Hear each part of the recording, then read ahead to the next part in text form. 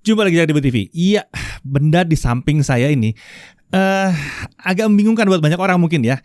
Dia bisa disebut sebagai laptop gaming, bisa karena kencengnya dan spesifikasinya. Dia bisa disebut juga sebagai tablet gaming, bisa juga karena ini sebetulnya pada dasarnya sebuah tablet. Dan dia juga bisa dipakai sebagai alat konten kreator yang ringkas banget.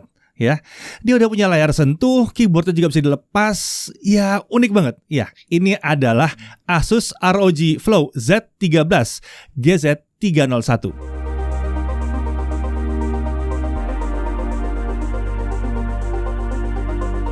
Oke, ini adalah satu benda yang unik banget ya. Jarang sekali perangkat gaming berbasis Windows yang dapat dioperasikan sebagai tablet ataupun laptop yang dapur pacunya tuh nggak tanggung-tanggung. Dia pakai prosesornya Intel Core generasi ke-12 Alder Lake H. Ini yang H ya. Dan ada discrete GPU RTX 30 series di dalam tablet yang satu ini. Memori atau RAM-nya pun sudah pakai DDR5. Dan tentunya fitur standar sebuah tablet semuanya ada di sini dan semuanya diracik ala Asus ROG. Nah, kita mulai aja langsung ya dari spesifikasi utamanya. Untuk prosesor, ya Intel Core i7 12700H untuk tipe yang kita review kali ini. Codename-nya Alder Lake H. Fabrikasinya udah Intel 7, base powernya adalah 45 watt. 14 core 20 thread yang terdiri dari 6 performance core atau P-core dan 8 efficient core atau E-core. Dia juga punya Intel Smart Cache sebesar 24 MB. Integrated graphics-nya adalah Intel Iris Xe graphics dengan 96 execution unit. Untuk memori atau RAM-nya langsung terpasang 16 GB LPDDR5 5200 MHz langsung dual channel. Ini onboard ya, jadi nggak bisa di-upgrade. Untuk storage yang terpasang adalah 512 GB SSD M.2 NVMe dengan jalur PCIe Gen 4x4. Menariknya, SSD ini dapat dengan mudah diakses dengan membuka penutup di balik kickstand yang dikunci dengan satu baut saja. Sayangnya untuk upgrade agak rumit kali ya, karena ukurannya yang 2230 bukan 2280 yang panjang. Untungnya dia juga masih punya slot micro SD. Jadi kalau mau nambah kapasitas storage untuk ya hal-hal yang nggak perlu diakses dengan kenceng-kenceng banget, masih bisa pakai micro SD. Untuk discrete graphics ya udah disebutkan tadi ada di sini ya. Itu pakai Nvidia GeForce RTX 3050 laptop GPU dengan 4 GB GDDR6 untuk versi yang satu ini pakai 3050 polos. Nilai maksimum TGP-nya ada di 40 watt, wajar karena tipis banget ya. Tentunya laptop ini dilengkapi dengan MUX switch yang memungkinkan integrated graphics untuk aktif terus-menerus atau aktif bergantian dengan discrete GPU. Untuk pengaturannya itu ada di software Armoury Crate. Untuk wireless connectivity-nya dia pakai modul Intel Wi-Fi 6E AX211. Tentunya Wi-Fi 6E di sini ya. Dan sudah bisa pakai band 6 GHz, 5 GHz dan juga 2,4 GHz. Dia udah dukung gigabit Wi-Fi dan Bluetooth-nya ada juga di sini versi 5.2. Kapasitas baterainya di 56 Wh. Untuk operating system langsung Windows 11 tentunya. Kita lihat bodinya sekarang. Form factor-nya ini bisa disebut sebagai tablet atau detachable laptop di mana keyboardnya emang bisa dilepas pasang. Unit tabletnya dilengkapi dengan kickstand sebagai penyangga, jadi bisa digunakan dalam posisi berdiri di atas meja. Kickstand ini bisa dibuka hingga sudut 170 derajat. Jadi pengguna dapat dengan bebas menentukan viewing angle yang nyaman untuk kita ya. Form factor seperti ini juga membuatnya hemat tempat. Jadi kalau misalnya mau dipakai di pesawat terbang misalnya ya, yang mejanya kecil-kecil, itu nggak ada masalah. Masih mudah karena kecil juga dia footprintnya. Form factor ini membuatnya mudah dipadukan langsung juga dengan keyboard terpisah seperti keyboard mechanical. Ya tinggal cabut keyboard bawaannya, pasang keyboard mechanical, udah beres. Untuk materialnya aluminium alloy 6063, warna off black dengan anodizing coat. Untuk desain ini menurut Asus tablet ini terinspirasi dengan tema retro futurism. Ya, apalah itu artinya ya. Asus sendiri mencoba menghadirkan atmosfer futuristik spacecraft pada tablet ini. Hal ini membuat tampilan tablet terasa keren ya, karena ada elemen-elemen khas ROG yang terlihat jelas di punggung layarnya. Itu keren banget, itu bukan stiker loh. Ya, pada bagian punggung layar ini bisa dilihat ada jendela transparan yang menampilkan sirkuit elektronik lengkap dengan lampu RGB sebagai penerangnya. Untuk ukuran itu panjangnya 30,2 cm, lebar 20,4 cm dan ketebalan hanya 1,2 cm. cm. Untuk keyboardnya itu panjang 30,2, lebar 22 cm dengan ketebalan 0,56 cm. Nah, bobotnya si tablet saja itu 1,17 kg, sementara tablet plus keyboard adalah 1,52 kg. Chargernya ada dong pasti ya, 289 gram saja. Ini adalah charger 100 watt dengan konektor USB Type-C. Jadi total kalau semuanya dibawa itu 1,81 kg. Untuk display tentunya pakai touchscreen, wajar. Ini tablet, harus touchscreen. Menariknya, Asus menyertakan sebuah stylus pada paket penjualannya. Jadi kalau mau buat catatan atau buat gambar-gambar, gampang nih ya. Ukuran layar ini adalah 13,4 inci, resolusi 1920x1200 pixel dengan aspek rasio 16:10, refresh rate-nya 120 Hz. Untuk tipe yang kami uji ya, nanti ada tipe yang lain lagi soalnya. Panel ini adalah panel IPS level. Menurut Asus tingkat color gamutnya ada di 100% sRGB. Sementara menurut pengukuran kami tingkat kecerahan maksimalnya ada di 523 nits dalam ruangan. Ini terang banget ini. Gamut coverage ada di 97,1% sRGB dengan volumenya di 101,8% sRGB. Jadi untuk content creation ini cocok banget. Tentunya disediakan juga pengaturan untuk profil warna dan color temperature di software Armoury Crate. Layar laptop ini juga punya permukaan yang glossy yang memang normal untuk tipe touchscreen. Bingkai layarnya menggunakan desain yang tipis di sisi kanan dan sisi kirinya. Untuk atas sedikit tebal karena ada kamera di situ tentunya. Nah, kalau bicara soal kamera, si tablet atau laptop ini punya dua kamera. Untuk yang menghadap ke pengguna atau ya kalau di handphone kita bilang kamera selfie ya, itu adalah kamera 720p 30fps. Sementara untuk yang ada di punggung tablet ini adalah kamera 8 megapiksel dengan kemampuan perekaman video sampai dengan 1080p 30fps. Untuk audio, laptop ini dilengkapi dengan dua speaker pada sisi samping bodi dengan arah keluaran ke kanan kiri secara horizontal. Kualitas suara memang bukan yang paling lantang untuk ukuran tablet, tapi kualitasnya udah tergolong oke ya, udah main rapih suaranya. Untuk konektor dan tombol kita bisa lihat di kiri ada satu Thunderbolt 4 yang mendukung display out dengan protokol DisplayPort, juga mendukung power delivery. Lalu ada satu ROG XG Mobile Interface. Ini adalah konektor khusus buatan Asus sendiri ya, yang digunakan untuk memasang aksesoris ROG XG Mobile yang merupakan modul eksternal GPU yang kali ini kita belum tes. Jadi kita tes hanya tabletnya aja atau laptopnya aja. Ya itulah pokoknya maksudnya.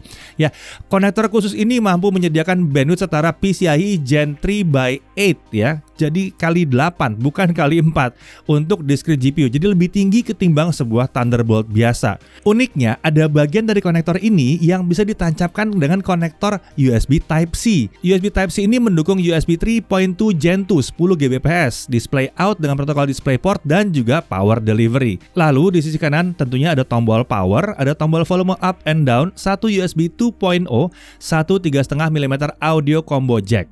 Untuk keyboard, ya tentunya ini keyboard yang bisa dilepas pasang ya dengan mudah sekali. Keyboard itu menempel ke tablet dengan menggunakan magnet. Tentunya keyboard seperti ini punya dua jenis posisi, yaitu bisa miring sedikit ya, agak ngangkat sedikit atau sejajar dengan permukaan meja. Menariknya, walaupun terlihat seperti keyboard untuk tablet, tapi ini adalah gaming grade keyboard yang sudah mendukung N-key rollover dengan tingkat travel distance di 1,7 mm. Ini dalam loh, 1,7 mm untuk sebuah laptop ini dalam. Desain dan tata letak tombolnya pun masih mirip dengan keyboard di laptop ROG yang lain ya.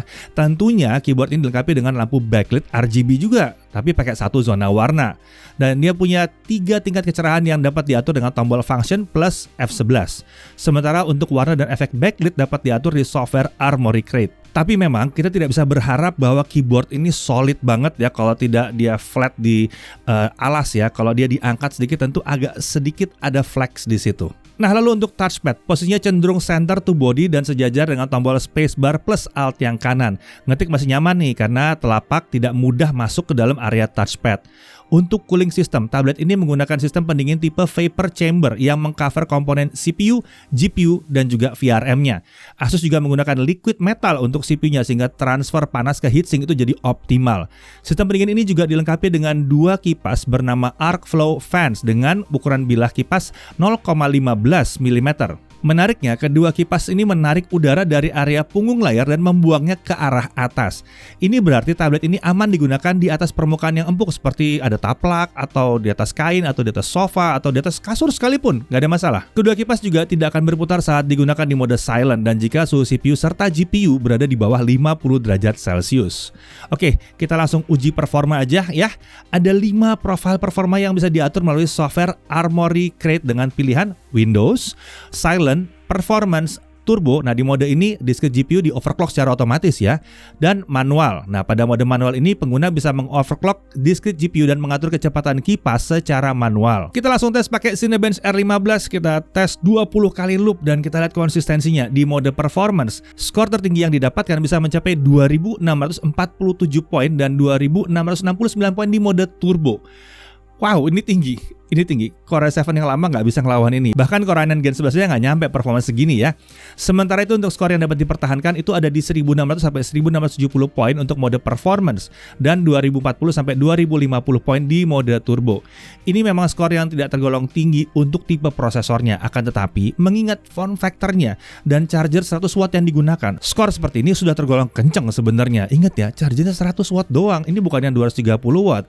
Nah, untuk suhu kerja gimana? Lagi-lagi pada saat Cinebench dijalankan di mode performance di awal pengujian suhu prosesor tuh sempat beberapa kali lompat ke 88 sampai 89 derajat Celcius.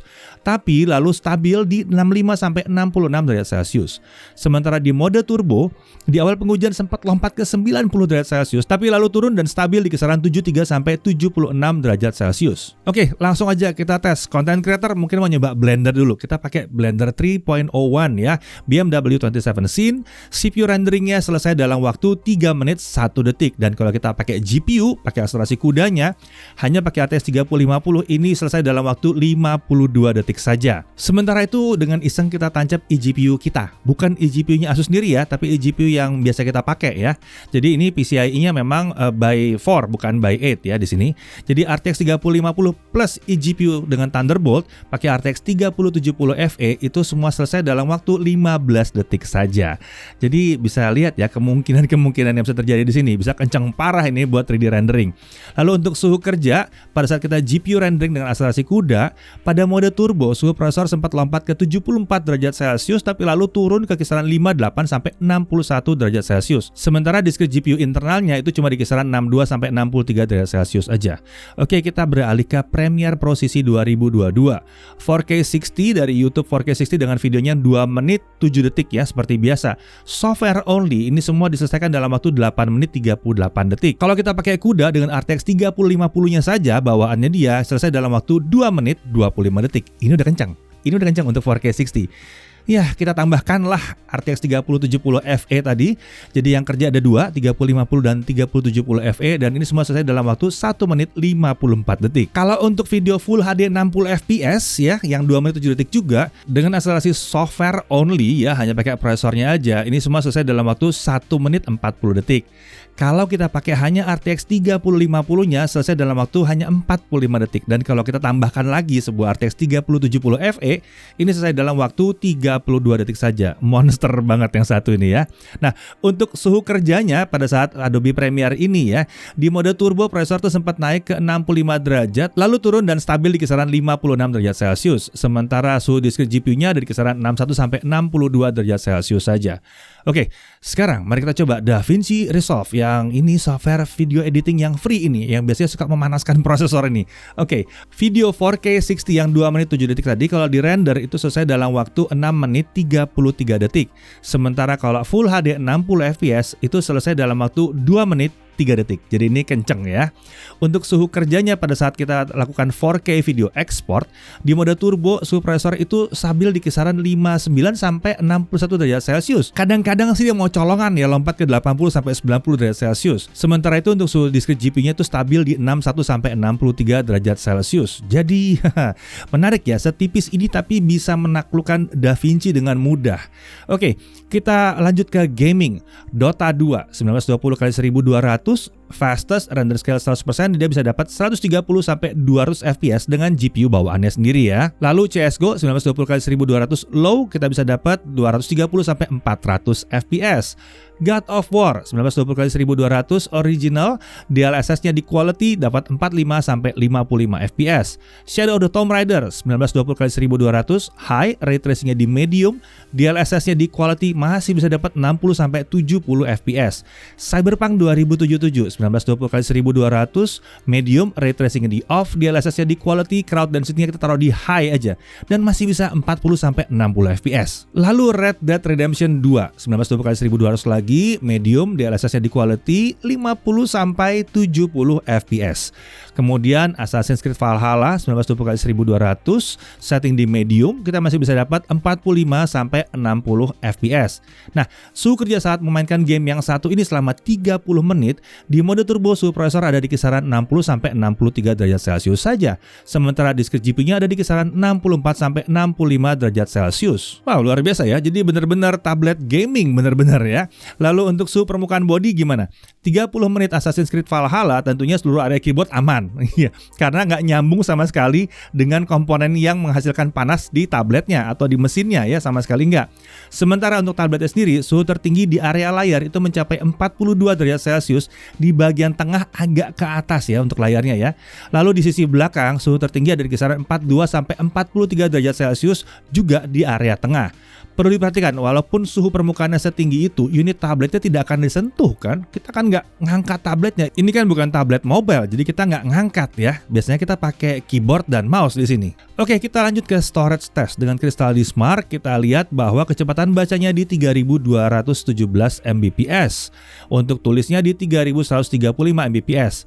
Sayangnya memang ya SSD PCIe Gen 4 ini kecepatannya cuma sekencang PCIe Gen 3 biasa. Tapi kalau untuk dibandingkan dengan Gen 3 ini berarti kencang banget karena read dan write-nya sama-sama di 3000. Untuk battery life kita tes menggunakan Windows Mode dengan brightness 50%, volume di 25%. 1080p video playback itu habis baterainya di 7 jam 11 menit. Ini cukup wajar. Ingat, layarnya 120 Hz dan terang banget di sini. Nah, untuk charging 30 menit pertama dia akan terisi 57%. Sementara itu untuk full dia hanya butuh waktu 1 jam 36 menit. Ini cepat sekali chargingnya ya, udah kayak smartphone ini ngecharge-nya nih, luar biasa. Nah, tentunya mau tahu dong harga monster yang ajaib satu ini ya. 28.499.000 untuk versi yang kami uji. Ini udah termasuk Windows 11, Microsoft Office Home and Student yang nempel terus di sini selamanya, ada stylus dan ada carrying bag-nya. Selain yang kami uji, ada varian-varian lain tentunya. Ada yang pakai Intel Core i9 12900H, RAM 16GB, SSD 1 TB pakai RTX 3050 Ti. Ada dua pilihan layar di sini. Ada yang 4K itu harganya 34.999.000 dan ada yang Full HD dengan harga 32.999.000. Kalau kalian merasa bahwa ini terlalu tinggi harganya tapi butuh sebetulnya mungkin ya, ada versi Core i5-nya. Dia pakai Core i5 12500H, RAM-nya 16GB, SSD 512, dan untuk sistem grafisnya dia hanya pakai integrated graphics aja, Full HD 120Hz, harganya di 23.999.000. Yang satu ini cocok ya mungkin kalau kalian punya eksternal GPU. Jadi sampai di rumah colok eksternal GPU dia jadi kencang, tapi di jalan dia jadi lebih irit harusnya. Oke, untuk garansi itu ada 2 tahun plus ada Asus VIP Perfect Warranty juga. Dengan garansi yang satu ini, Asus Indonesia akan menanggung 100% total biaya perbaikan untuk kerusakan akibat kelalaian pengguna. Jadi gratis ya. Oke, hal yang perlu diperhatikan. Yang pertama, agak sulit mengupgrade SSD-nya karena ukurannya yang kurang umum ya. Mungkin belum banyak dijual di Indonesia. Ini yang pendek versinya. Kemudian hanya tersisa satu USB 3 saat digunakan sambil ngecharge. Untungnya ini bisa diakalin dengan perangkat USB-C hub ya. Lalu masih ada konektor USB 2.0. Ngapain sih sebetulnya Asus taruh 3 semuanya aja gitu di sini ya. Nah, kemudian harganya mungkin kurang cocok kalau kalian memang hanya nyari spesifikasi CPU dan GPU aja dan nggak peduli sama form factor. Tapi menurut kami untuk form factor seperti ini, sekecil ini, seringkas ini dan bentuknya tablet pula, ini harga yang wajar. Kita sudah pernah lihat ada yang model-model tablet begitu bisa sampai 60 juta loh. Jadi kalau kisaran 28 juta untuk tablet gaming sekencang ini dan pakai Windows pula sih rasanya sih masih cukup wajar ya. Nah, dari sisi menariknya, Form factornya ini luar biasa ya, karena bisa jadi laptop, bisa jadi tablet, ringkas, bisa dibawa kemana-mana, hemat tempat, mau di meja yang sempit, bisa. Kebayang nggak sih kalau kalian misalnya content creator ngedit video berat 4K 60, perjalanan ke luar negeri, sekarang udah mulai bisa ya, di pesawat mungkin 8 jam, 4 jam bisa sambil ngedit, sambil render pula kalau perlu. Nah, yang satu ini emang sanggup ngelakuin itu. Nah, kemudian dia menggunakan prosesor Intel Core generasi ke-12 dari Alder Lake H. Tentunya ini yang membuat performance-nya tinggi sekali. Memang tentunya prosesor yang dipakai di sini tidak akan sekencang kalau diletakkan di sebuah laptop yang tebal. Tapi ingat, form factor-nya ini tipis banget. Lalu ada discrete GPU-nya di dalam form factor yang seperti ini. Ini mumpuni buat gaming maupun content creation. Performa grafis juga masih bisa ditingkatkan dengan aksesoris ROG XG Mobile atau pakai external GPU yang via Thunderbolt. Kemudian suhu kerjanya ini juga ajaib, masih ada dalam batas yang aman terus. Lalu RAM-nya udah pakai DDR5, SSD-nya juga tergolong kencang dan dapat diakses dengan mudah kalau mau diganti-ganti. Layar untuk versi ini udah 120Hz dan 100% sRGB yang terang banget pula di sini ya. Cocok buat gaming dan content creation. Butuh yang lebih bagus lagi, ada yang versi 4K-nya. Pengisian baterainya itu kencang banget, udah kayak smartphone aja. Dan dia pakai keyboard yang walaupun terlihat biasa aja, tapi ini sebetulnya gaming grade keyboard. Wi-Fi 6E udah ada, Bluetooth versi 5.2 juga udah ada, dan stylus sudah included, nggak perlu beli-beli lagi ya stylusnya ya. Ya kita tahu lah ya, ada beberapa yang stylus tuh harus beli lagi ya. Dan ada garansi untuk kelalaian pengguna. Ya, apa yang dicapai oleh Asus dengan ROG Flow Z13 ini mengejutkan. Kami sempat nggak percaya kalau perangkat gaming berbasis Windows dapat dihadirkan dengan form factor yang sekecil ini. Jadi untuk kalian gamer atau content creator yang lagi nyari laptop high performance yang juga bisa difungsikan sebagai tablet, Asus ROG Flow Z13 ini adalah pilihan yang menarik yang sudah tersedia di pasar Indonesia saat ini. Saya Didi Irfan, Jakarta TV TV.